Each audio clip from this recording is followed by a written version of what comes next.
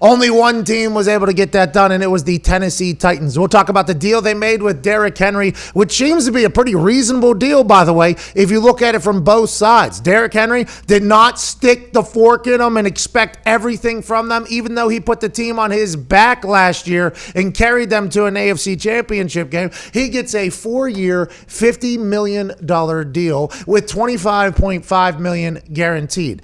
Interesting setup of that contract. The $25.5 million that he's getting in guarantees ends after the 2021 year. So that means the back 2 years are not guaranteed. That means the back 2 years probably looking at a potential renegotiation by Derrick and the Titans, maybe a release from the Titans, potential cap casualty because none of the guaranteed money will be owed to him, or maybe he just plays it out 4 years, $50 million, and Derrick Henry continues on that rocket ship up that started when he had a conversation with Eddie George, former Ohio State legend and Tennessee Titan running back, who told him, like, hey, you need to be a monster out there. And guess what? He became said monster. In the years leading up to last year, you always saw spurts of Derrick Henry. You always saw a primetime game where the Titans would just give him the ball and he looked like a man-child versus everybody else. You go back to college, same thing. But last year was the first time I think we all saw what we all thought was possible with Derrick Henry. And that was, hey, he's bigger than everybody.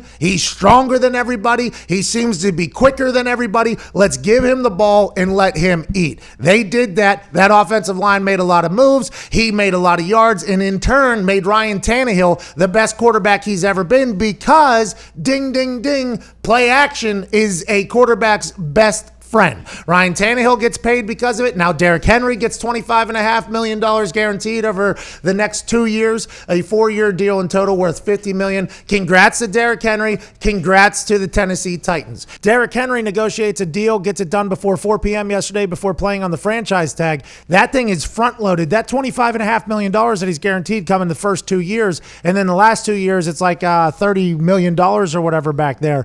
That seems like a deal that is a 2-year deal that they have locked in for 4, just in case the Titans don't want to have to renegotiate or anything like that. Is that accurate? That's completely accurate. So what they decided, look, they said, okay, if we took Derrick Henry for 2 years and we just franchised him both years, here's the number.